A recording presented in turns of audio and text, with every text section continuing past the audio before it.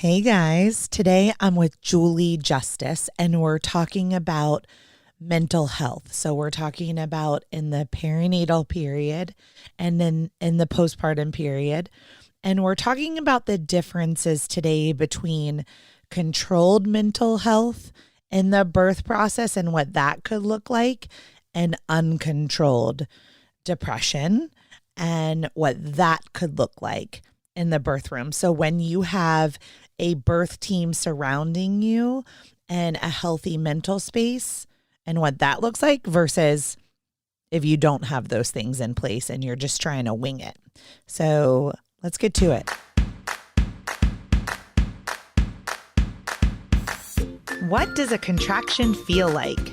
How do I know if I'm in labor? And what does a day of labor look like? Wait, is this normal? Hey, I'm Heidi. My best friends call me Hides. I'm a certified birth doula, host of this podcast, and author of Birth Story, an interactive pregnancy guidebook. I have supported hundreds of women through their labor and deliveries, and I believe every one of them, and you, deserves a microphone and a stage. So here we are.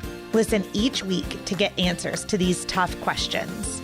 Birth Story, where we talk about pregnancy, labor, deliveries, where we tell our stories and share our feelings. And of course, chat about our favorite baby products and motherhood. And because I'm passionate about birth outcomes, you will hear from some of the top experts in labor and delivery. Whether you are pregnant, trying desperately to get pregnant, or you just love a good birth story, I hope you will stick around and be part of this Birth Story family. Okay, just a little something before we get started today, and that is, what happens if you don't take Birth Story Academy?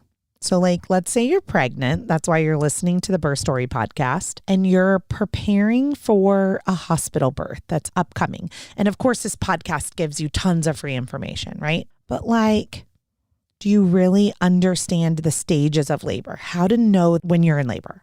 What if you have to have an induction? What about a cesarean section? What about all of the decisions that you have to make once you get to the hospital? So you get there and then they put you in triage. Birth Story Academy walks you through all the things that happen, like that rapid fire with monitoring and blood work and questions and IV ports. And do you want an epidural? I don't know. Do you? In Birth Story Academy, we literally break down all of those decisions, pros, cons, risks, benefits, intuition, and we get into it. We make birth plans, we do birth visions, we listen to birth affirmations and parenting affirmations. And at the end of it, you know exactly what's going to happen when you go into labor and when you get to the hospital. What's going to happen after you give birth, newborn care preferences, how to take care of your baby. So I guess what I'm getting at is, if you're not in Birth Story Academy, what's your plan, right? I want to be your teacher. I want you to come join me in Birth Story Academy and let me walk you through all of the decisions that you have to make if you're having a hospital birth, and how to have body autonomy and how to have informed consent and informed refusal. I'm going to teach you and your partner, if you have one, everything that you need to know about birthing in a hospital so that you can walk in that door with some swagger, with some confidence, wash that anxiety away because you learned everything you needed to learn in Birth Story Academy and you are ready to crush that birth, right? Okay, let's do it. And let's get to this episode. Hey, Julie Justice, welcome to the Birth Story podcast. How are you? I'm doing well. How are you doing this morning? I'm so good. Thank you for reaching out to me and really wanting to share your stories and just spread light and awareness and love to mental health and the role that it can play in the birth process. So I'm really excited that you're here, and we're going to just dig in right away with your first story, because we're going to get through 2 birth stories, you guys, today, which is amazing, because we really need to talk about the one and then the other, and then one set of things that can change the way that the birth unfolds, and then how it can be when your mental health is more in control and you have an informed birth team and the support that you need. So let's dig right in. Julie, Yes. did you have a fertility journey? Was this planned, unplanned? Tell us all the things about getting pregnant for your first child. So it was very much unplanned. My now husband and I had just met and we got pregnant the first time we had sex. So it was completely unexpected. Was that And like on the first night you met? yeah. No. We had known each other for like a couple weeks, but it was Okay. like our first like official date, and it Good for you, Julie, with that holding out a little bit. Now, so like, what I hate to say like what happened, but if it was like an unplanned pregnancy, like, can you walk the audience through that? Like, did the condom break? Were you caught up in the heat of the moment? Was there I forgot to take a birth control pill, or was it just failed something? Like, what happened? At that point in my life, I was a little bit of a party girl. I had kind of not been great with like my NuvaRing, so I was off of that, and there was no condom, and I was just like, oh, whatever, it'll be fine. And I mean, the next day he was like, should we get Plan B? I was like, no, I know my cycle. It's not that time of month, and I was totally wrong. This is like, I have two types of doula clients, Julie. This story, and then like long fertility. Yep. It's like, I don't seem to ever catch the in between clients, doula clients that are like, yeah, we like tried, for a couple months and then got pregnant. It's like, I've been trying for 5 years and we need a doula, or like, I sort of know this person I'm having a baby with, but Right. I guess we'll get to know each other. Okay. Yeah. So, I mean, right now, like as an older, I'm 43, but I once was, Julie, this person, right? Who slept with my husband on the first night that I met him. Like, yeah, this is a great idea. That wasn't the first time this happened. So like, I literally, I never got pregnant. So like, I can't imagine that moment. So you've only known someone a few weeks, you get pregnant. Do you find out with this person? Yes. You do. Okay. So you took a test together. I had like taken a test. Like I didn't like tell him I took the test, but like he was in the bathroom like brushing his teeth that morning, and I was like, this is positive. And it was like the faintest line. He's like, no, there's no way. We'll do another one. I mean, 6 tests later, definitely positive. Okay. Now, how old are both of you guys at this point? I was 24 and he was 23. Okay. So both of you were quite young. Yeah. And so you said he was brushing his teeth in the bathroom. So does this mean like you met and then you basically spent every single day together for like the next 8 weeks? Yeah. Okay. Yeah. He moved in real quick. Like there's just one day he was there and never left.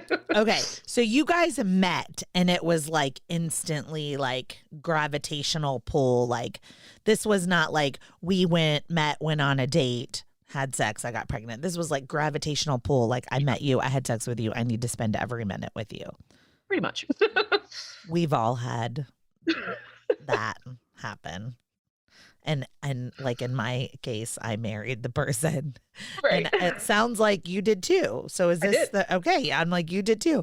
Okay. So you guys are together, you find out. I can't even imagine at 23 and 24, like what's the reaction? Are you like, and and this is raw. Like, were you like, we have to have an abortion? Or were you like, oh my God, this is the best thing that's ever happened to me? Or what were you thinking? I was totally overwhelmed. I was like, well, I mean, I guess we're having a baby, I mean, the abortion was like mentioned as an option, but neither of us really felt like it was the route we wanted to go. Yeah. I am very thankful that that's an option. Just because, at certain times in my life, that would have been the route I went. But, I decided, I guess we're doing it. I had the support of my family. I told my sister and my mom, and they were both so excited, like worried because I just met this guy, but really excited. It was the first baby, grandbaby in the family. So It was a lot of support was there. And you've now married this person. So I also like, when you meet someone and the family meets someone, like we kind of know right away if they're like a douchebag. Right. No. So like there's a general consensus going on that like you're very drawn to this person and want to have a child with him. And like your family also seems like they thought that this was a pretty good guy. Yeah. Yeah. Okay. So at what point, like at this point, well, I should say, did you feel like you were in love already? Yeah. Yeah. Okay. Had you said it? I believe so. Okay. Yeah. I Okay. think it was like that day that we got pregnant. Yeah. Like the fifth time I saw my husband, it's a whole long story, not for this podcast, but like I met my husband, totally fell in love. Like clearly I told you I slept with him. He deployed like literally 48 hours later for 4 months. Oh my God. And I was like, and I was 35 years old. 34 years old. And I was like, oh my God, I've met the love of my life. Like, oh my God, now I can't see him for 4 months. The next time I saw him, his like plane for the Navy like landed in his station in Hawaii. And I like get off the plane and I'm like, I love you. I said it. But I had technically only seen this person like 3 days in person.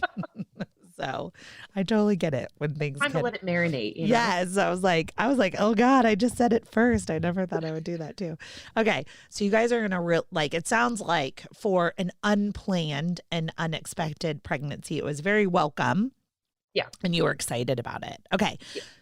But now we're 24 years old. What's like your life circumstance? Like with education, job, money, So healthcare? I'm a dental hygienist. Okay. At the time I was working a lot of like temp jobs, going like I was in Northern Virginia at the time. So I was all over the place, just working like crazy.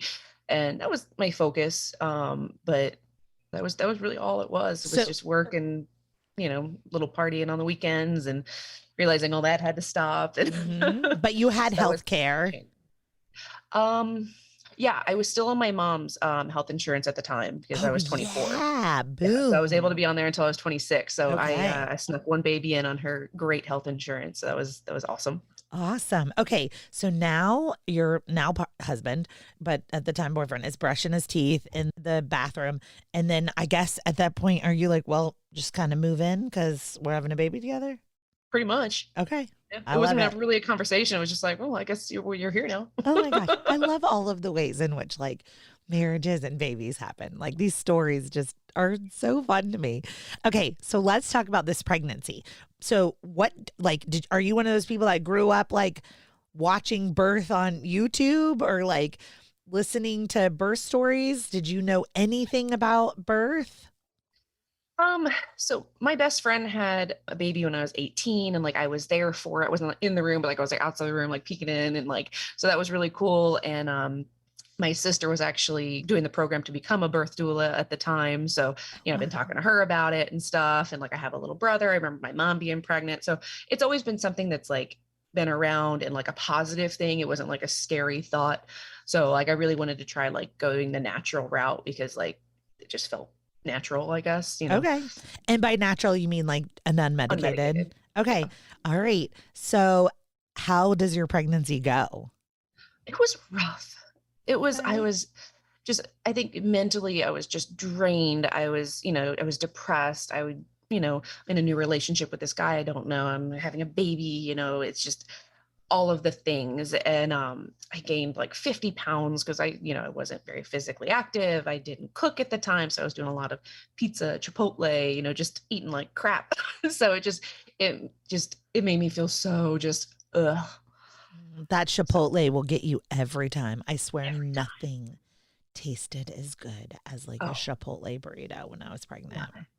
Love it. Julie, I gained 70 pounds. My audience knows that. So I'm like 50. I'm like, that's good.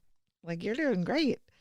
So do you, like I guess I'm like I felt so terrible when I was pregnant that I can't imagine dating like a newly. So were you Right. guys able to make time for each other? Like at least like Netflix and chill Oh or yeah. yeah, Oh yeah. okay.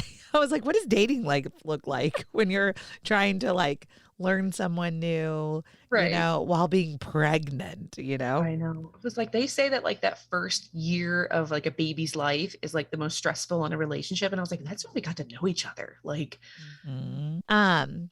So at this point, you're on your mom's insurance. Are you like, I'm going to give birth at a hospital or a home birth or a birth center? Like, what was that looking like for you? Um, but that was actually kind of a funny thing. So my phone at the time was broken, Okay. because I was a 24-year-old party girl, didn't care, you know. So my mommy had to call to make my doctor's appointment for me for my pregnancy. And so she called the OB's office that happened to be right across the street from my dental office that I worked at. It was covered by the insurance, and so it's just like, okay, well, you know, OB hospital, like it just there was no question about it. Okay. That's just sort of what you did. Was that the Yeah. same OB that had given you the Nuva ring? No, No. different one. Okay. I wasn't Yep. sure. Like, if you had any continuity of My care. my gynecologist didn't deliver. Okay. She was more like surgical gynecology, so she Yeah. didn't deliver. So I had to find a new provider when I got pregnant. Okay. Now, was this provider male or female? They had a mix. It was 3 OBs and 1 nurse practitioner. One of the OBs was a male. Okay. So is this a practice where you rotate? Yes. Okay. Is that mandatory? I don't remember ever having an option. Okay. So I guess. Yeah. That's kind of what they do here in Charlotte, North Carolina, is like there's these giant practices. And I mean like 18 OBs, and like 4 midwives. And they kind of say like rotate. And I'm like, ugh. I'm always like, why don't you just say, that's super weird. I'm only available when Dr. blah, blah, blah is working. Right. Isn't that funny how that works out? No I'm like, continuity of care. I know. That's always my recommendation for those listening to the podcast is I don't believe in rotating. Who cares who delivers your baby? You're fine. For your 40 weeks of pregnancy, build a relationship with someone. Right. That can get to know you, your baby, your body, your partner, if you have one, that kind of thing. Okay. So I alluded to the fact that we were going to talk about mental health. So let's, like you said, it was rough, right? So you get an OB, you're planning a hospital birth, but what was specifically rough about your pregnancy? Well, I had been on like Zoloft earlier in my 20s, and I guess I had gone off it at some point. I don't even remember going off of it. And of course, if you get on Google and look up if it's okay to be on antidepressants when you're pregnant, it's like, oh, it's going to be horrible for the baby and you're not going to produce any milk. And so I was like, here I am, like super depressed and stressed and anxious and like overwhelmed with my entire life, but afraid to go back on medication because everything I could, find was like, oh, it's going to damage the baby. It's going to make you not be able to breastfeed. And so like, I feel like that added to my anxiety and stress. So I went through my whole pregnancy without being properly medicated, which I think just added to my weight gain and, not wanting to go out of the house, not wanting to go for a walk, it just all kind of built on top of each other. Hold on. So did you come off your medication when you got pregnant? Like you were I had on come it? off of it at some point before I got pregnant. Okay, at some point before. So you were already Yeah. off it. It wasn't like you got pregnant and then cold turkeyed it. Okay. No. I mentioned that because if you're listening to this and you currently take Zoloft or an antidepressant and you get pregnant, do not cold turkey your antidepressant. That has massive consequences, including suicidal ideation. Massive consequences. So I need to say that to the audience. You have to call your healthcare provider and decide whether you're going to stay on your antidepressant and maybe adjust the dosage. Or if you're going to come off of it, you need a team that helps you plan for slowly coming off of your antidepressant. Okay. So you had already been off of it, but you were starting to feel, it sounds like, some of the signs of perinatal depression and anxiety, which is a hormonal thing often. Like it's often not like this massive thing happened to me and because of that, I'm depressed or anxious. It's like, it's just chemicals. This is just our brain as an organ. So did you talk to your OB about this, about going back on? I really didn't. It was in the OB model of care, you come in, you get weighed, you pee in a cup, they measure your belly and you're off, It's just, there was no conversation. No, how are you doing? Do you have any concerns? What's your mental health like? It wasn't there. So there was no support to be had, I felt like. Yeah. When my doula clients, Julie, have an appointment, I like literally have them go through how are they feeling from their hair down to their toenails. And that Yes. includes all of your organs in between. Like literally lay down and think about how your gallbladder is feeling, how your appendix is feeling, how your ovaries are feeling, how your brain is feeling, how your heart is feeling. We can get weird things like arrhythmias and I mean, your whole body from head to toe. So every single appointment is really important to think how's my vision? How are my lips? All of the things. So, and you're right. A 10-minute OB appointment in the United States with we just have such crappy maternity care. God. It's just terrible, which is why I'm a big proponent of midwifery care and continuity of care, staying with the same provider if you're low risk. So at this point, were you low risk? Like you didn't have any other medical complications? Yeah, just low risk, no issues. Okay. Well, I'm sorry that your provider didn't ask you about your mental health. Your sister was studying to be a doula. Did you think about having a doula? Yes. Oh, absolutely. She was gonna be my doula. Okay. But she was in Tennessee and I was in Virginia, so that Gets a comes up little later. wonky. Okay. Yeah. And my sister was going to be my doula on my first, and she was just in Asheville, which is 2 hours away from Charlotte. she still made it, but it was hard. Okay. So you just fought through these feelings? Yeah. I mean, I was really open with my husband about it. I told him, he knew my history. So going back, my depression started when I was 20. My dad was murdered and it just threw me down a spiral. And, so he had known that about me and he knew that I struggled with depression. And I was like, hey, like, this is going to be hard on me. Like, I need you to keep an eye on me. Like, tell me if it's getting too bad and I need to talk to somebody. And he eventually did, postpartum, like sat me down and was like, you need to talk to someone. So I feel like that's one thing I always tell partners and pregnant persons is that you need to keep an eye on your mental health. You need to talk to your partner about it, have someone who can keep an eye on you and let you know that you're not okay. Because you're not going to notice it yourself sometimes. Yeah. So Julie, the audience needs to know, I did not know any of this before we started talking. So I'm learning with the audience in real time. And so I'm going to take this one step further as a trauma birth. Okay. Yeah. So the first time we are pregnant or having a baby after a significant trauma, you need a trauma-informed birth team. Trauma-informed birth team can be as simple as what Julie just said. The people in the room, like your partner, know and understand your trauma and can let you feel and be in your trauma in your birth space. One of the very first episodes I did on this podcast is with Rachel Coley. She's the CEO of Can Do Kiddo, this massive Instagram thing where she teaches you how to play with your newborn. And her dad died right before she gave birth. And there was no time in her story to resolve the trauma. In your story, Julie, sometimes there is trauma and there is time and we still don't do it, right? Yeah. If you're listening to this podcast and you are a survivor of sexual assault, if you have a parent or a loved one who died, if you have experienced a big T or a micro T trauma and you haven't resolved it, I have no idea where Julie's going with this birth story. It often comes out in your birth as a very dark, hard journey. So we're going to get into what that looked like for you. Maybe it didn't look like that for you, Julie, but like I encourage everyone to get therapy, to talk about their trauma prior to going into birth, especially if you want an unmedicated birth. Okay? Because that epidural may really save you mentally. If you're not prepared for transition it can get really dark.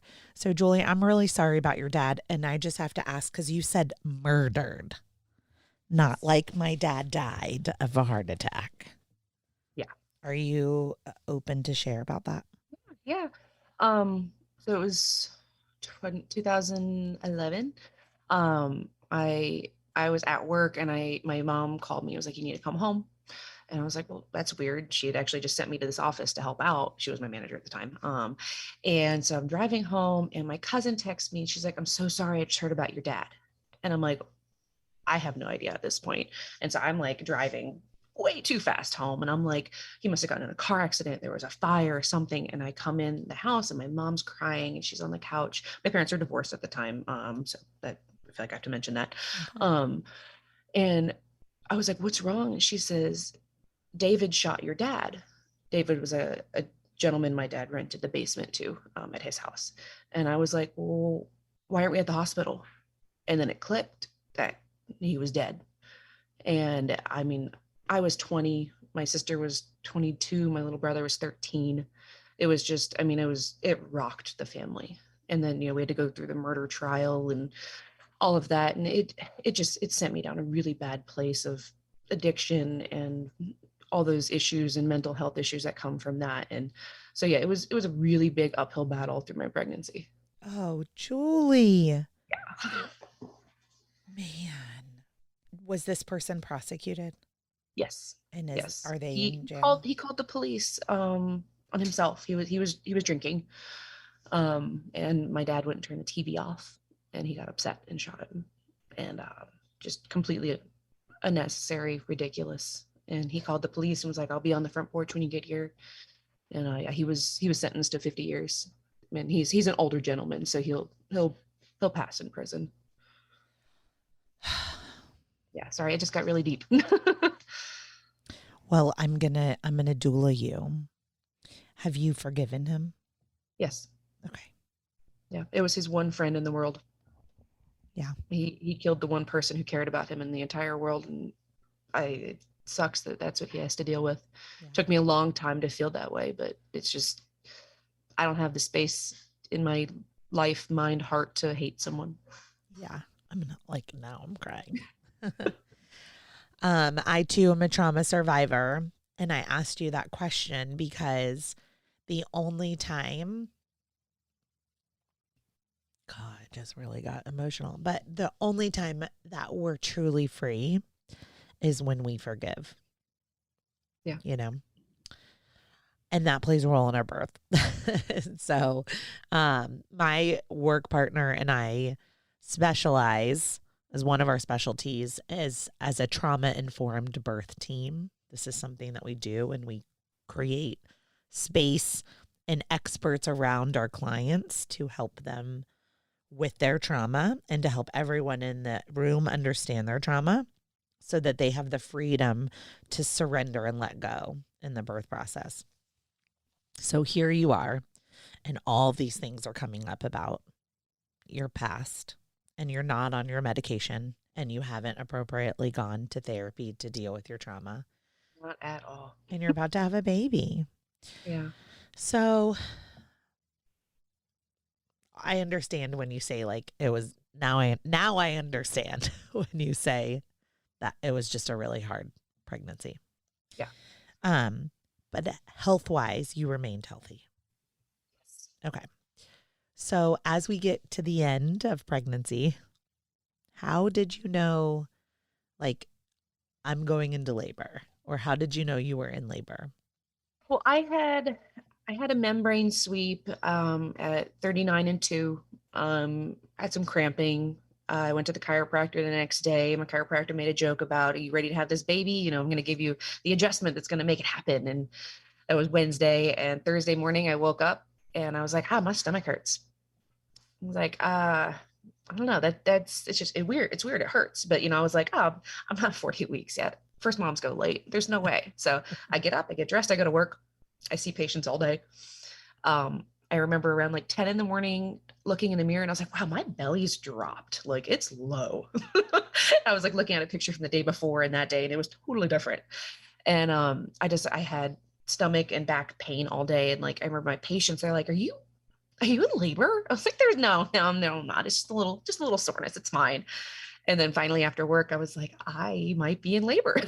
And so I called my sister. It was like, 5:30. And I was like, hey, this has been happening all day. She's like, okay, well, you know, go for a walk. You know, if they stop, then it's probably not labor. But if they continue through like a whole walk around the block, about a mile, you might be in labor. And so I called her afterwards and I was like, hey, I had a couple of contractions that stopped me in my steps. Like, I think this is the real thing. You need to get here.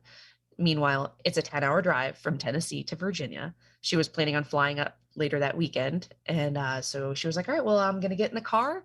I'll be there about 8 a.m. So, yeah. I don't know how she's going to be much use to you after driving through the night and not sleeping, but okay. He's a superhero. Yeah. I was like, wow. I'm like, that's hard. It's hard enough for me to work a night shift ever, Right. but drive through the night, a whole nother thing. Okay. So it's like, so you kind of had some warning signs. Yeah, real light, 10, 15-minute apart contractions, like just really light early signs. And how would you describe those contractions for someone who's never been in labor before? What did that feel like for you? So for me, my contractions, they start like a period cramp really low down, like where your uterus would be when you're not pregnant, and then like slowly kind of come up through the whole belly and through my back. So it's just like a wave that just comes over the whole stomach and then kind of, chills out. And then wraps all the way around. Yeah. Yep. The wrap around is how I know. Yep. For me, I sort of felt like someone was putting a belt around me and then like tightening it, and it was like, get the belt off. Also called a contraction. Right. So you're having some of these. They're very sporadic. They're very mild. To the point, y'all, you need to hear Julie was able to go to work. Okay. Yeah. Something happens. This is what I always say. When my doula clients call me Julie and they tell me they're experiencing what you're experiencing, I'm like, just wait till the sun goes down. We're mammals. Yep. We have to be private, safe, dark, undisturbed, where all the predators in the world are away. So things, I say, when the sun goes down, you're going to know whether or not you're in labor or not. That's typically what I say when it's dark outside. Your sister was, or go for a walk. That's so true. Like, if you're truly in labor, nothing that you do will slow it down. You can get in the bath, it keeps going. You can get in the shower, you can lay on the couch, it keeps going. If you lay down and they stop, you're in prodromal labor. Warm up labor. Okay. So your sister gets in the car. She starts driving towards you. You said husband earlier. So like at some point, did you get married in your pregnancy? In 2020. Oh, okay. So like a long time. So still boyfriend then. Okay. I was like, still boyfriend. Took a long test drive on that one. It's hard to like go back and like change the way we say what our partners' names are or whatever. So at this point, it's still your boyfriend. Okay. Yes. So is he at home? Is he with you or are you? Okay. So he's with you. You guys are both home. Your sister's on the way. Where's your mom?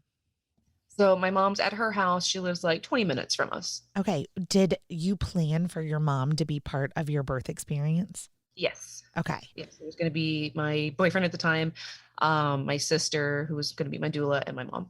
Okay. I love it. And so that in itself is a trauma-informed birth team, meaning everyone in the room is very aware of your past and your experiences. Okay. So what happens? So what happens that night? So we're going to bed and my husband is like, well, I have to work in the morning, so I need to go to bed in case you're not actually in labor. And I'm like, wow, thanks, man. So super smart though, because the doula who has prodromal labor clients all day and all night for like 2 weeks at a time, I'm like, we can't be calling out of work for 2 weeks. So yeah, I should have taken a page from his book, but I couldn't go to sleep. Okay. So I lay down, I get back up, I go in the living room and I'm, kind of just doing my own thing, watching some TV. And, around like, I'd say maybe midnight or so, I called my mom and I was like, hey, I don't know what to do by myself. Like I need someone else here. He's sleeping. Okay. So my mom comes over and she's with me and, kind of rubbing my back and, let me, put my hands on her and, kind of like the slow dance, move. And I'd been calling my OB's office all night. They're 7 minutes apart. They're this many. And they're like, finally like, all right, well, they're 5 minutes apart. You can come on to the hospital if you want. So 1:30 in the morning, I told my husband, I was like, hey, we're going to head to the hospital. Meet us there. I'm not waiting for you. So my mom drives me. It's like a 10-minute drive. And it was like, it sucked. I remember just really hating those, like maybe 2 or 3 contractions I had in the car. And we get there and I'm 2 centimeters. And I was just distraught. I'm like, how? I'm like, I have been laboring all day, not realizing that it was just early labor, and my mom and my sister and my husband tell me now they wanted me to go home at the hospital. Apparently I don't remember that. And I told them I wasn't leaving. Oh yeah. If you're a first time birthing person and you're planning, Julie, an unmedicated birth, we don't want you showing up to that hospital till you're like 6 or 7 centimeters dilated in active labor. So it's hard though, because I mean, we have really similar stories, Julie, but like I also showed up at the hospital 2 centimeters dilated. I'm a doula. Okay. When you're feeling it, you're like, this can't possibly get any stronger. It's like, ha, ha, ha, ha. It like your threshold just changes, right? Like as time goes on, like they are going to get much stronger. They are going to get much longer. They are going to get closer together. And when you think you can't handle it anymore, your threshold changes, right? So it's like, okay. So I also didn't let me go home, Julie. So you're saying you were like, no, I'm not going home. I'm 2 centimeters. This has been 24 hours. I'm staying here. If I was your doula, I would have handcuffed you and pulled you. He wasn't there home. Yet. I know. I'm like, she wasn't there yet. She got there after I've been there for 7 hours. Yes. Yes. Okay. So they kept you, they let you stay. Yeah. I guess they just weren't really busy and they had the space. They're like, all right. Well, that's wild, because you're in your 39th week. First of all, you're a first-time birthing person in your 39th week at 2 centimeters. Right. No hospital in my area would have kept you. None. Nope. Bye. Unless you had like high blood pressure or like something. I will say I did have some high blood pressure right there at the end. So okay. I'm wondering if maybe that's why they were like, you can stay. Okay. Because I was like, there is no hospital here that would have kept you unless you were showing a medical reason to stay. Let's just call it you threw one high blood pressure. So they were like, okay, stay. Okay. So this is middle of the night. You haven't had any sleep. You're tired. I was exhausted. I remember it took forever for my husband to get there. It turned out he had gotten locked out of the labor and delivery area, had to go through the emergency room, couldn't get anyone to walk him to the hospital. It was like 3 a.m. or something before he showed up. Like we'd been there for a while. And at this point I was just beside myself with just exhaustion and it would hurt. And I'm like, I'm not progressing. And the nurse was like, well, I can give you something. And I didn't know what that meant. And next thing I know, there's Stadol in my IV. Oh, which okay. is a narcotic. And as I mentioned earlier, some, addiction issues. I didn't want any narcotics and I was pissed. So all it did was make me drowsy and they wouldn't let me get out of the bed. So I couldn't get up. I couldn't move around. I'm still feeling everything. And I was mad. Yeah. So I had to just wait it out until, I don't know, however many hours they felt was safe for me to get up and move again. But I was not happy. Yeah. And Stadol goes straight to the baby too. Yeah. So you can only, this is why they offered you Stadol, Julie. You can get Stadol when you're early in labor. Yeah. Okay. Because a well-timed epidural is a thing, right? Like making sure you're in active labor. You're having contractions every 2 to 3 minutes. They're 60 to 90 seconds. They're very intense. Otherwise, an epidural may slow down your labor and or stop it. And then it's the cascade of interventions, right? Adpitosinate, all of these things. So sometimes they will offer you these IV pain medications, which do go straight to the baby, but you cannot do them late in labor, because if you do them late in labor, like I said, they go straight to the baby and the babies can come out and have a little bit of a hard time breathing because their whole system has been um like repressed also, Right. right? So anyway, this makes me very angry that they don't ask the questions like, do you have a history of substance abuse? Like, I watch this go on in the hospitals here. They don't ask. They ask you if you're being abused at home by your partner, Right. but And they that's not don't. something that you like give willingly, unless you're asked, you're not going to tell anyone, you know. Right. Yeah. Now that I'm, years away from it, I'm very open about it. But Yeah. at the time, I didn't want to admit that. Are they going to Yeah. take my baby away? Like it's you don't get the help because you're afraid of the help. Right. You know. Colin, my work partner, she just celebrated 12 years of sobriety. Wow, that's amazing. She's amazing. But part of working with her as someone who I've never had addiction problems, or a history of like alcohol or drug use or abuse, she brought that to our business. Intake questions and intake forms about that so that we can help you understand what's going in your body with an epidural, with IV medications, with things like nitrous oxide, right?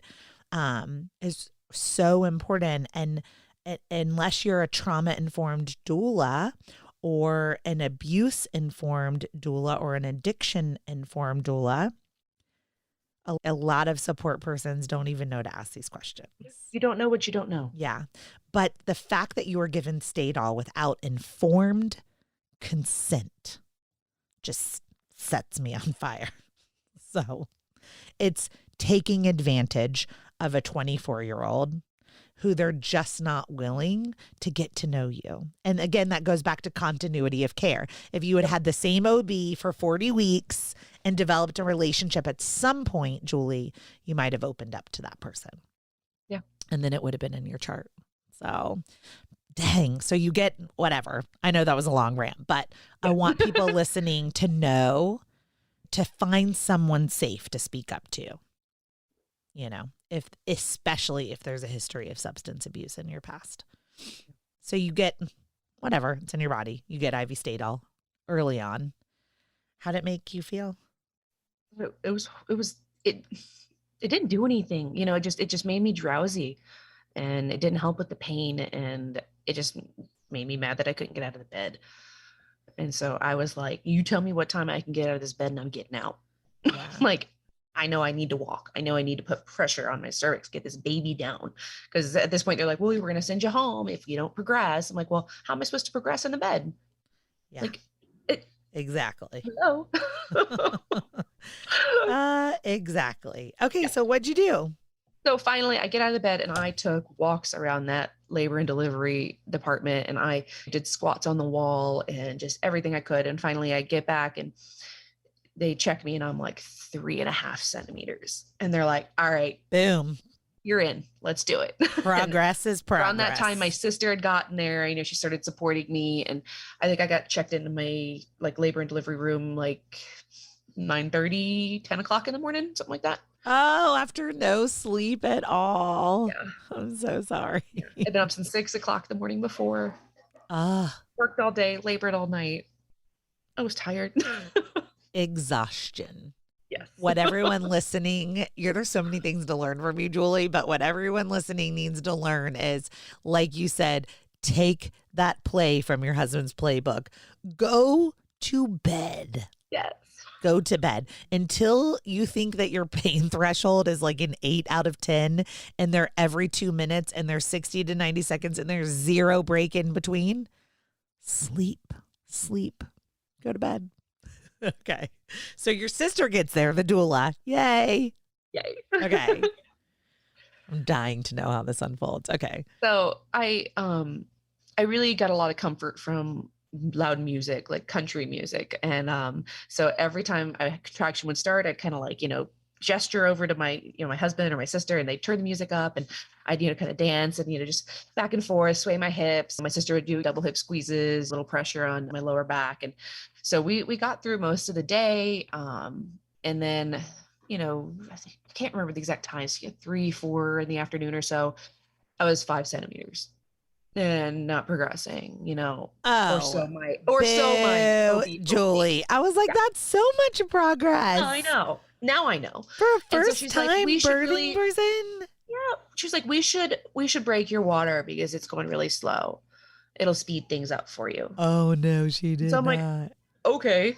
My sister had gone to lunch, so Yeah. she wasn't there to like give me the hey, don't do it. Like, and so she breaks my water and it just got so much more intense. I didn't realize that the contractions were going to feel more sharp and just overwhelming. And you don't have that, water to, I guess absorb some of the pain. I don't know. Like it's just Oh yeah, it gets way so more much different. intense. And Yeah. so that was a big turning point in my labor that I remember looking at my husband and I was like, everything I've heard says that, the last bit of labor is like running a marathon. And I don't think I could walk a mile right now. I'm just exhausted. And so I decided to get the epidural, which was like the last thing I wanted. And that was horrible. But hold on.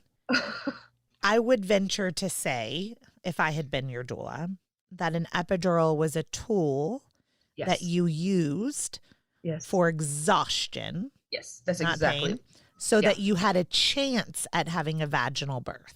Yes. Because if I don't you're think I would have done it without the epidural. yeah, Like, just the rest. if you're so exhausted that you can't push, there is a thing called arrest, right? Where Mhm. your baby is right there and you don't have the energy to push your baby out. And the baby is arrested, like stuck, Yeah. And they're not stuck because your pelvis isn't big enough. I believe that your body makes a baby that's the perfect size for your body, Absolutely. for you to birth. But we get a rest of the pelvis because you're so tired you can't push your baby out, and or sometimes we get an infection when our water is broken and our uterus just doesn't want to perform too. So I think you made a great choice. Yeah. Based No, on looking everything back, like that I heard couldn't have done it another way. I was just so tired. Yeah. And so I got the epidural, took 2 shots to get it in. I can remember feeling it going up my spine. It was horrible. Like, it didn't take at first. I had to redo it. Finally, it was good, whatever. So I took a nap. And I remember waking up and I was like, I think I'm ready to push. And my OB comes in. She's like, oh, you're 9.5 with a lip. And I was like, no, I'm ready to push. And she was like, well, if you want to push, go ahead, but you're going to swell and tear. So I wouldn't recommend it. So she let me do like 3 or 4 like pushes. And she was like, do you realize now you're not ready? I was like, okay, fine. Yeah. So she gave me the opportunity, but told me like I wouldn't recommend it, which I appreciated. Yeah. You do not want to tear your cervix. Yeah. Okay. You do not want to swell your cervix. You don't want to be 9.5 and go back to 6. Yeah. I mean, Yeah. that's So like the suckiest thing You ever. had me do the peanut ball and like lay on my right side where the lip was and just kind of take it easy.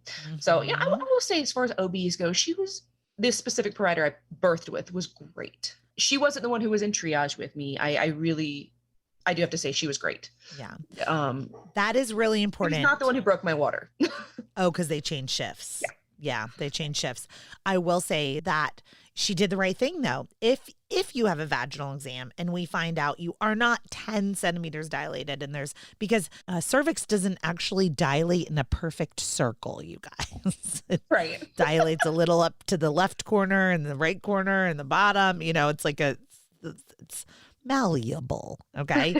So every now and then it's like the cervix is completely thin and dissolved, 80%. Like if you think of a clock, think of like 3 o'clock to 12 o'clock is dissolved, but 12 to 3, there's just still a little bit of cervix that's just a little thicker and a little closed. And what you do is you put pressure on it, put the head on it. So that's why Julie's provider had her roll over to her right side to put pressure on it so that the rest of the cervix could dissolve with a few contractions. So that was good. Yeah. Yeah. So when did you feel the need to push? Okay. So I don't know if it was so much the need to push, but I guess I don't know if I took another nap or what, but I woke up and I remember reaching inside my vagina and feeling the baby's head. And I was like, I guess it's time. And like, I paged a nurse and she was like, You checked yourself? I'm like, it's my body. Yeah, I checked myself. I'm so proud of you. Oh And my like, gosh. I'm so so proud of you. everybody gets in the room and shows up, and I pushed for, God, 45 minutes or an hour. I just could not figure out how to push. I couldn't feel anything. I've got my husband holding my left leg, my mom holding my right, my sister cheering me on, and While it, you're flat on your back. flat on my back, of course, legs up, like Yeah. a dead spider. And, I push him out. No tears or abrasions. It was a beautiful vaginal birth. And he had a really short cord, so the doctor put him on my belly, and we really wanted delayed cord clamping. So she was like, okay, well, you're not gonna be able to get him up to your chest, and we'll just leave him on your belly. And she was like, hey, just the cord has stopped pulsing at this point. Are you cool with cutting it? Very, very informed on that end. My husband cut the cord. We bring it up to the chest, and he took right to breastfeeding. He is just a natural. It was amazing. I love it. And I love that your provider like proactively was about delayed cord clamping. Yeah. She like held it up and was like, hey, look, it has stopped pulsing. Like, awesome. Did you feel it by any chance? I didn't. Okay. My husband, he's like, I had the scissors and I kind of like held him over it for a minute before I cut it, just to get a little more delay if needed. Soak it all in. Sometimes I'll have the parents like just grab the cord themselves, and it's kind of cool. It's kind of like if you put your fingers on your neck and you feel your pulse, you can feel it weakening. Yeah. Like you can literally feel it dying, like the placenta dying, like as the pulse stops. It's kind of cool. It's a neat thing. So a short cord, that's something I haven't really addressed on the podcast, Julie, is that umbilical cords can be all kinds of lengths. Sometimes they're really long and the babies wrap them around their necks and their bodies. And then sometimes they're really short, like 6 inches, 8 inches. And your baby comes out and only like will literally go up to your belly button until the placenta is delivered or the cord is cut. So I'm glad that you mentioned that. Did you know that the sex was male in advance, or was that a surprise? Yeah, no, we found out with both. Okay. And what did you name him? Leland. Leland? What a gorgeous name. I picked that when I was a teenager. I loved it. There was never any question. Yeah. Oh my goodness. I love it. My teenage name was Holden, from like The Catcher in the Rye, like Holden Caulfield. So anyway, that didn't happen. My kids are Max and Jagger, but I was gonna have a Holden. Like it was gonna happen. I like Leland so much. Okay. So did you like do anything like encapsulate your placenta? I didn't. Okay. I didn't. There wasn't even like a mention of it at that hospital. Yeah. And you're not going to probably hear that mentioned from anyone other than a doula, right? So does your sister do that as part of her doula practice? She doesn't, but she has a friend locally who does. Okay. So when you look back at Leland's birth and that birth experience, it was clearly not what you wanted with this unmedicated kind of birth and having your sister there earlier than later. But I mean, the story that you just told, when you tell it, it feels quite positive. Yeah. It was as good of an experience as it could have been, I feel like. Okay. I used the epidural as a tool, and I got my vaginal birth. I didn't have any tearing, so there was no physical healing down there. So it was great. Yeah. Postpartum, not so much. Okay. So what happened? The next day, the baby was all perfect. He got his discharge papers in hand, and they were getting mine ready, and they took one more blood pressure reading, and it was 160/10. Shit. Yeah. Stroke level. Like, yeah. They well, were the 110, the diastolic. Yes. Yeah. I was like, the 110, the diastolic, 160. I don't want to freak everybody out. 160, because I was like, a lot of people are going to have a systolic in the 160s, but like that diastolic at 110, that's like a questionable thing. Yes. Okay. So people right now are going to be like, I don't know what you're talking about. Your normal blood pressures are going to be like, some of us like me live in the 90s over 60s. That's hypotension.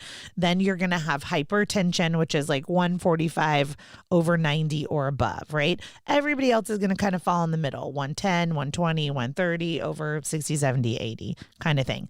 If your blood pressure start getting up into the 160s, 170s, the top number, over any bottom number over 90. If any bottom number is over 100, if that bottom number goes to 110, we're getting very concerned about postpartum preeclampsia or hypertension, postpartum hypertension. So that's a scary number. So they got it down slowly with medication. It was like Procardia and Labetalol, which have a side effect of causing headaches, which I didn't know until later. And I am prone to migraines. So I got the worst migraine of my life with a 2-day-old baby. And it was just horrendous. And I was in tears, and I was, tired and exhausted and depressed and trying to figure out breastfeeding. And it sucked. And I was just so overwhelmed. Yeah. And the epidural can cause a post-birth headache too. Yeah, so it is, all of it together was just like, it was horrible. Yeah. And I was in the hospital for 4 days. Did the baby get to stay with you? He did. He did. He was checked in as a visitor, and he got to stay in my room. Okay. And I'm like, thank God they caught it, because you had put something up the other day as once you leave the hospital, you're trash. You're nothing. Like, yeah. If I had that postpartum hypertension and had to come back, I would have had to, go through the emergency room without my baby. Like, and I'm like, thank God I was still there. Otherwise, that could have been a completely different situation. Yeah. I'm so glad you brought that up, Julie. Yeah. Thank you for following my Instagram. I was heated. I was crying. I had just finished crying. I was like, y'all, I put an Instagram like rage out there the other day. Once you do not leave the hospital unless you feel 100% and your vitals are 100% and your bleeding is under control. Because if you leave the hospital within 24, 48 hours, whatever, you're no longer anything to them. You're no longer maternity. You're no longer triage. You're no longer labor and delivery in this country. You are go back to your primary care doctor and go to the emergency department. If anything is wrong with you, even if you know it is directly related to giving birth, it's like we just treat you like trash. We're like, bye. I had a client that rant was about in October with your story, Julie, but she had left the hospital, and as soon as she got home, she had that headache and the high blood pressures, and she sat in the emergency department and almost died for 10 hours.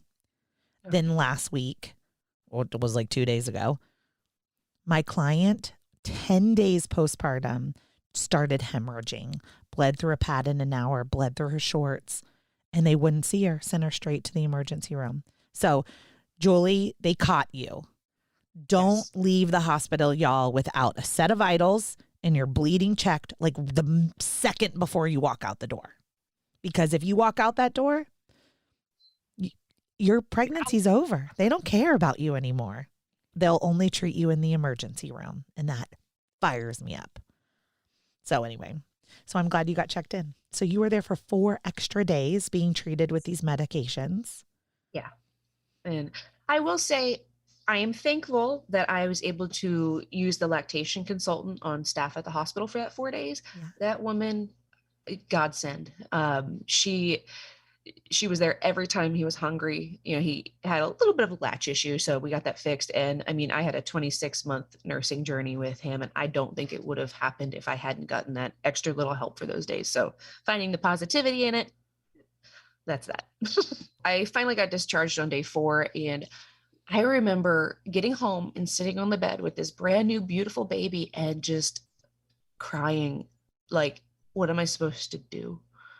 What do I do with this baby? What do I do with myself? And I was just completely overwhelmed. And I wish I had realized at that point that I had some depression issues that I needed to deal with. He was 6 months old before my husband finally sat me down and was like, you need to talk to someone. You need to get back on your medication.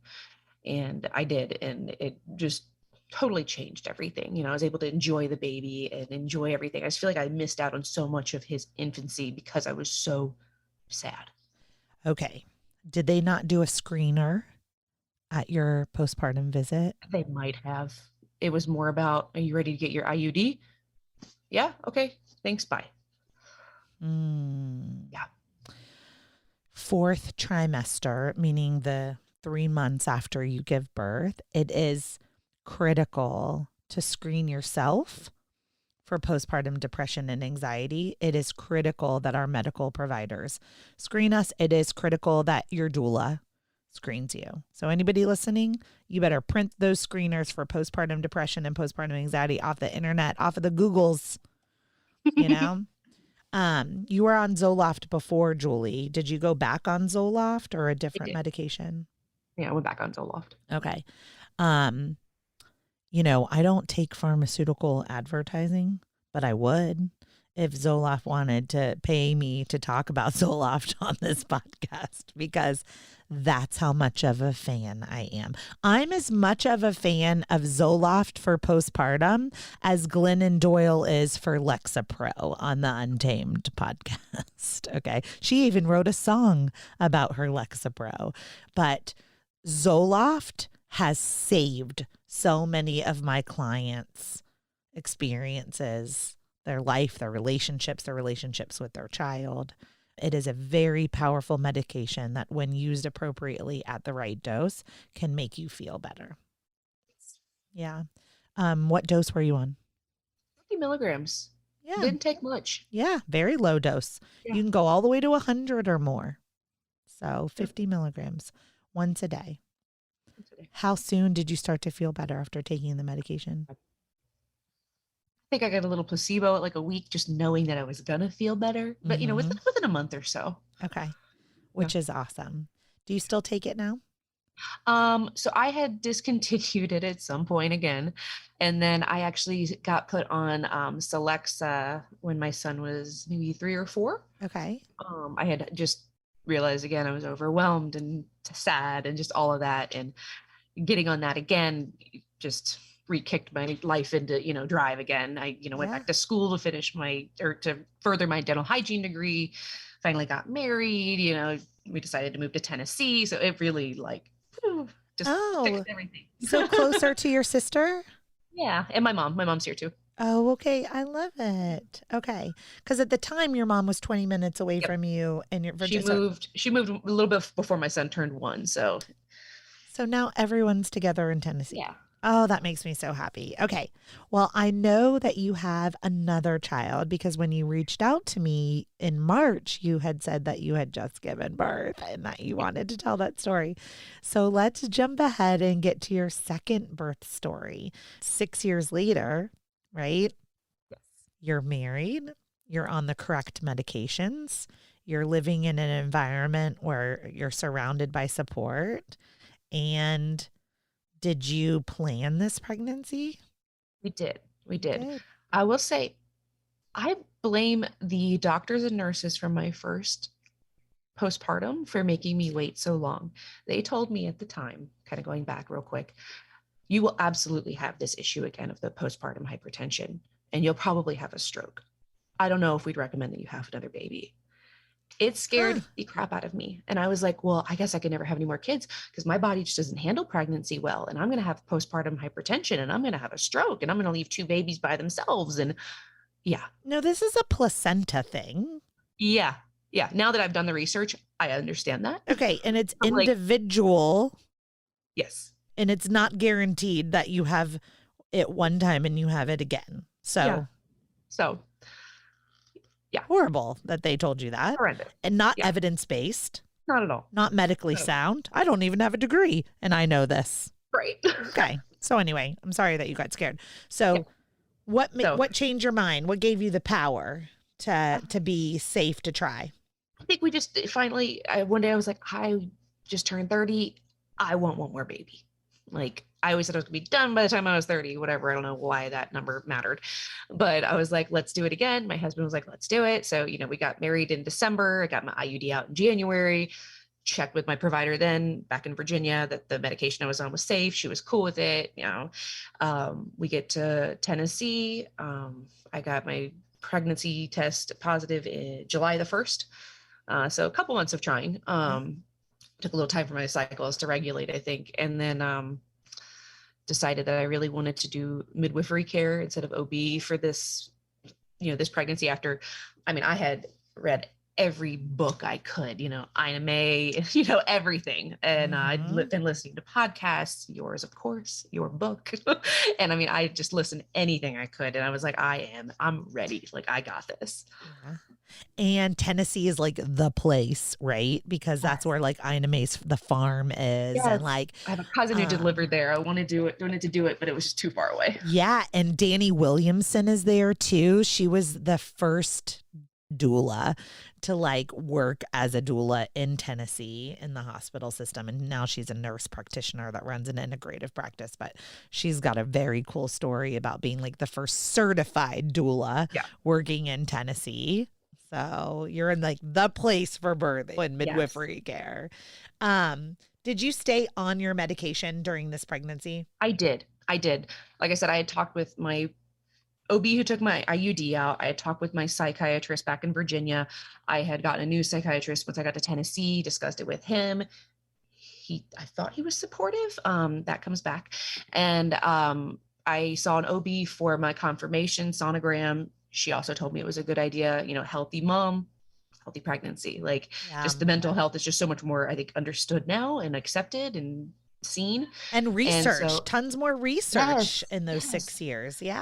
I couldn't find the research on it with my first. And now it's like so much more readily available and understood. Yeah. And so I went for my confirmation sonogram, just kind of jumping into it. And I went to an OB just because that was who had an opening, and it was a horrible experience. And they, we're going to do your pelvic exam and your pap smear. I'm like, I had one in January. This is July. Like, they're like, well, we'll do it again. You have new insurance. They'll cover it.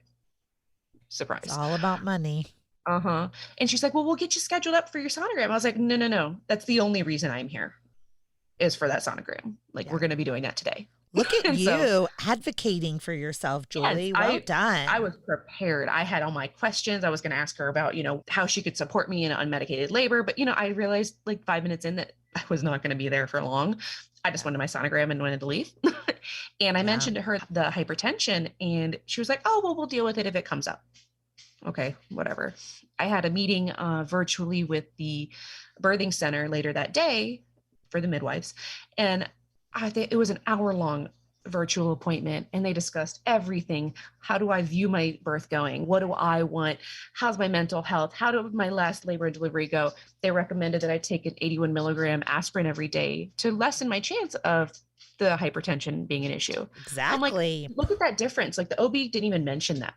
And proactive care versus reactive care. Exactly. Your OB offered a reactive thing versus being proactive. I love it. Didn't it feel like you were just getting a warm hug? Oh my God, yes. Midwives are amazing. Loved it. I will say the birthing center in Nashville, it's the big one.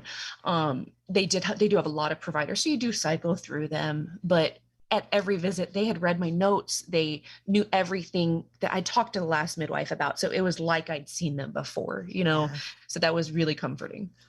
Yeah. So did they accept you? Yes. Like, okay. Yes. They were like, yeah, you sound low risk, well, the weight was an issue. I have, higher BMI. And so they were like, we'd like to see you only gain, maybe 15 or 20 pounds. I was like, all right, I got that. And so I was really on like keeping my weight down and everything. And I mean, I'm only looking at your face, but like, you don't look like you have that high of a BMI. Yeah. I mean high enough for a birthing center. Do you mind sharing what your pre-pregnancy weight was? Yeah. I'm 5'5" and my pre-pregnancy weight was 200. What? Yeah. That is so small. Yeah. That makes me crazy. Okay. So I was like, I am looking at you right now. And I was like, and I am certified with the plus size doula directory too. So I'm like, I'm not seeing anyway. It just drives me crazy. Right. Yeah. So going back to my psychiatrist. So I had a virtual appointment with him at 12 weeks, right after coming from the midwives who, once again, good idea to be on your medication. I told him, I was like, hey, I'm pregnant. I'm super excited. And he got pissed. He was like, you're pregnant on this medication that I prescribed you. You could have birth defects and this and that. And I can't believe you're so you don't care about your baby. And, you were honest. And I was like, what? I'm like, did you not look at your notes from last time when I told you I was planning on getting pregnant?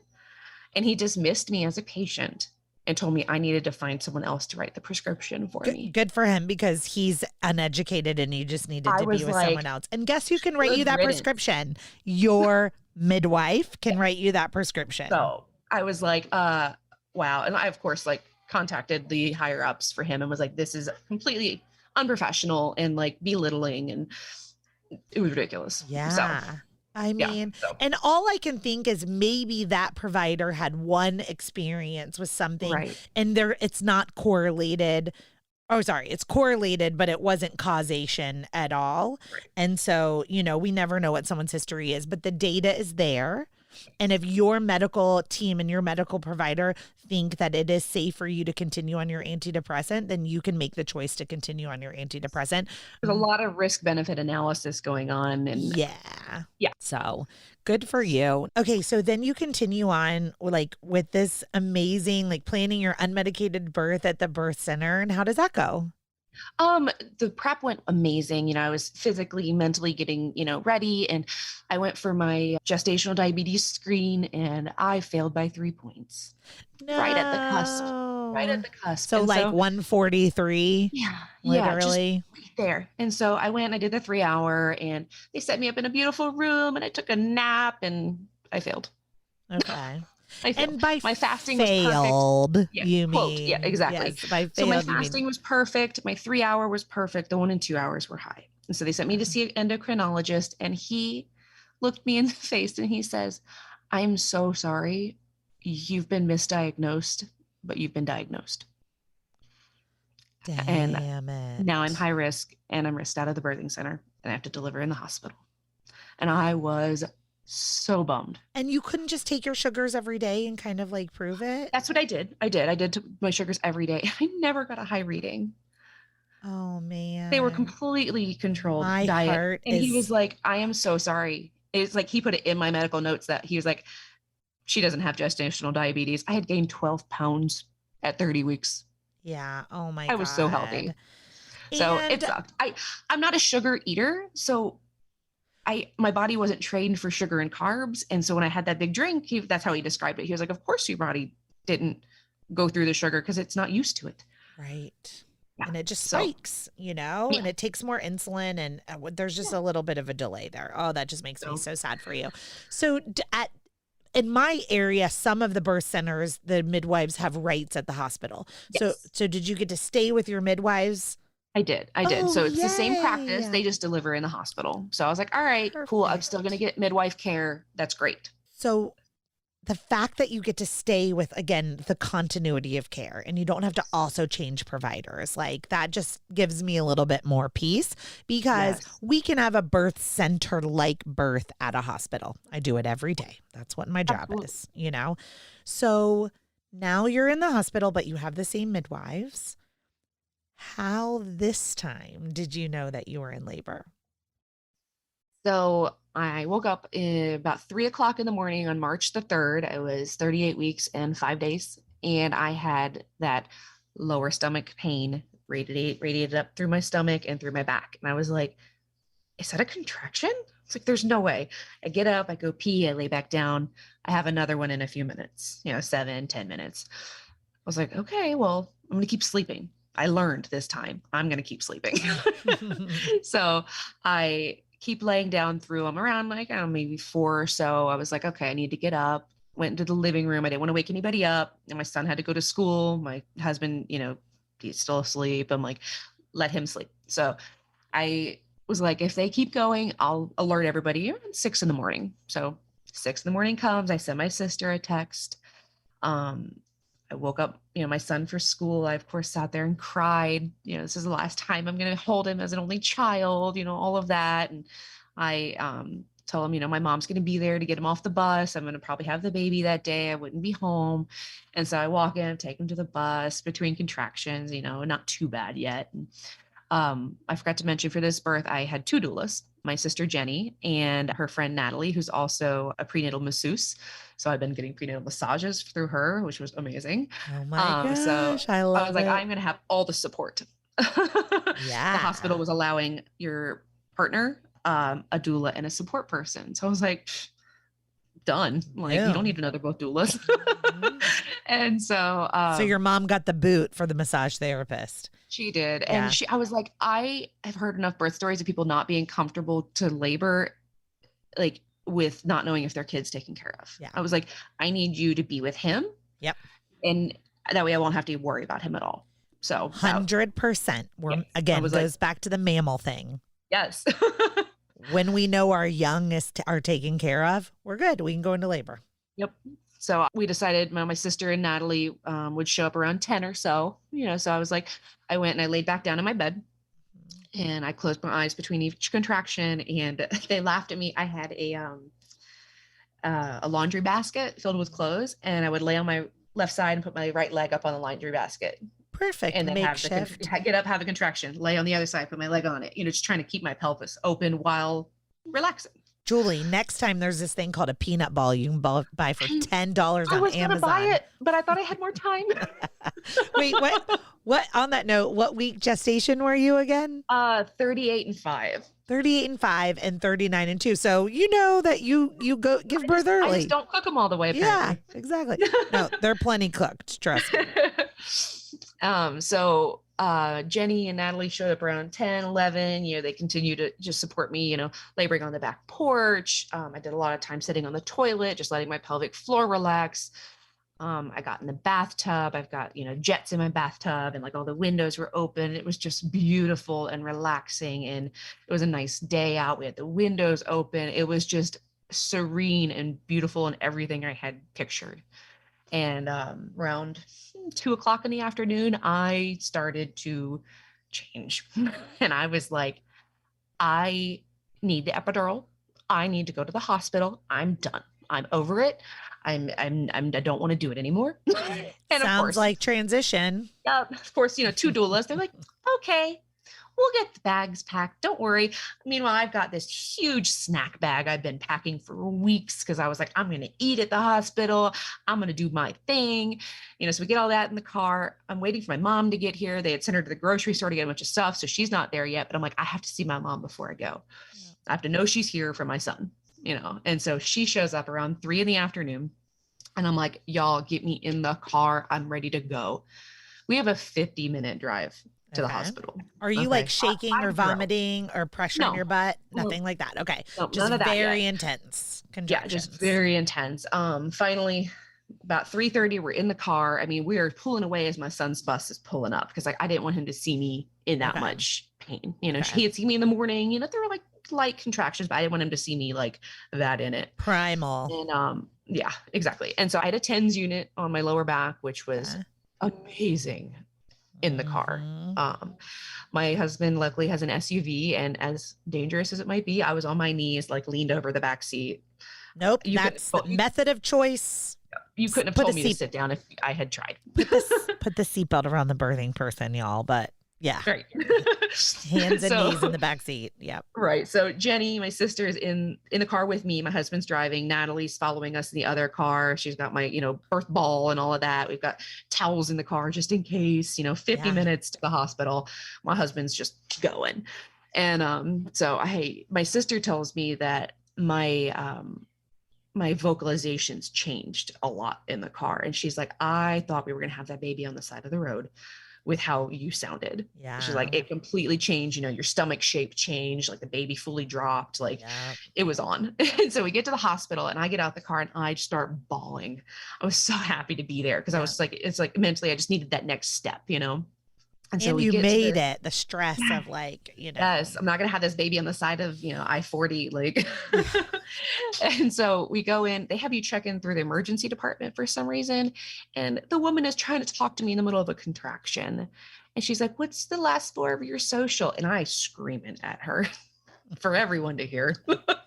I'm about to have a baby. Right. That's what it sounds like as you're mid-push. Right. They're like, here's your wheelchair. I'm like, I can't sit in a wheelchair. And the woman, she was like, you can kneel in it if you want. Super sweet lady. So it's 4:30. So she wheels me all the way down the hall in the elevator up to labor and delivery, where my midwife meets me. I've never met this specific midwife before. Her name was Bethany, and the voice of an angel. She just gets down on the ground and is like underneath me as I'm leaning on the wall. She's like, hi, I'm Bethany. I'm your midwife. I'm here for you. And we find out then that all the labor and delivery birth suites are taken. Okay. There are no birth suites available. Stop it. This happens in my hospital too. There's like, there's some 12, overflow places, but it happens. They have like 12 rooms. Like, what the heck? For a giant city like Nashville. Yes. And so they're like, well, we're just going to put you in the labor and delivery, the triage room, even though clearly you're past, you need to be triaged. I'm like, okay, whatever. And the midwife was like, I'd like to check you if you're okay with it. She was like, you don't have to get on the bed, because I hadn't even gotten on the bed yet. She's like, just lean against the bed. So I kind of lean back. She checked. She's like, oh, you're, 80% of face, -1 station. But she didn't leave me. And it was like, once I realized she hadn't left and she's sitting there doing hip squeezes on me as the midwife, I was like, oh, like this is on, like we're doing it. Yeah. And like, I remember them, I was like, I want nitrous. And so they did a COVID test, sent it to the lab, never came back. No time for it, because you do have to test negative, because nitrous is aerosolized. And so like it can spread COVID all over the room. Right. So you do have to be negative for COVID if you're going to do nitrous. Here's what I need the audience to hear. You're a second-time birthing person. You are 80% effaced. That means that cervix couldn't be thinner and you're 6 centimeters dilated. A -1 station, that head can't be lower. You can go from that to 10 in 1 or 2 contractions. So if I'm your doula, I'm not leaving your side either. That's why that midwife didn't leave. Yeah. Realize that now. And so, the nurse comes in and she's like, I'm just gonna check the baby's heartbeat. And they'd had a really hard time finding his heartbeat during my pregnancy. So I knew exactly where to point. I was like, right here. I pointed my left side. She found it right away. It was great. He's a little wiggle worm. And I can remember having contractions, like looking up at the screen and seeing all these women on the monitors. I was not on a monitor. They were like, we're going to get your IV in. My sister's like, oh no, she's not going to have an IV. Thank you. We've kept her very hydrated today. And so no IV, which was, oh, I forgot to mention, in my first birth, my IV slipped in my hand when I was pushing and put IV fluid into my hand for an hour. And I had a balloon hand for the first week of that baby's life. And it was miserable. So I really wanted to avoid an IV this time. And I was really happy that I did. So side note. So I'm going through contractions and I'm like, y'all, I need to poop. And they're like, well, do you need to push? I'm like, no, I need to poop. I need to go to the bathroom. I need to go to the bathroom. Like, let me go. And they had been trying to keep me from going to the bathroom because in the triage, there's one shared bathroom in the hallway. Okay. So I go to the bathroom and I'm on the toilet and I'm, pushing, cannot help the pushing. We thought my water had broken already. We were wrong. So we've got me, my husband, my doula, my sister, my midwife, all in this tiny bathroom, and I'm pushing and my water explodes. Everyone. And by pushing, you mean you're pushing your baby out. You don't actually have to poop out. Yes. Yes. Yes. So, audible pop, like my midwife, she's like, I've never heard it pop that loud. Everyone's feet are soaked. The floor is soaked. And I keep hearing nurses come to the door, which is wide open. And I'm like, I'm sorry I'm loud. I'm sorry I'm so loud. I'm sorry if I'm scaring everybody. Turns out there was other women who needed to use the bathroom who were in early labor. And my midwife kind of like gestures to the floor. She's like, what do you want me to do? There's amniotic fluid on the floor. This bathroom's now closed. Like, sorry. Good. And they're like, hey, do you want to go back to the triage room and we can get the birth stool? And I was like, if my nitrous is not ready, I'm not moving. I'm here. This is where it's happening. Oh my God. I love you, Julie. I want to be your doula. I was like, no, this is my thing right now. And so next thing I know, I'm on my hands and knees on the floor in the bathroom. With all the amniotic fluid everywhere. With all the amniotic fluid on the floor. They've thrown down some towels. I have this beautiful picture of my midwife laying on the floor, like up under me, ready to catch a baby if needed. Like, she was amazing. Will you send it to me? Can we share it?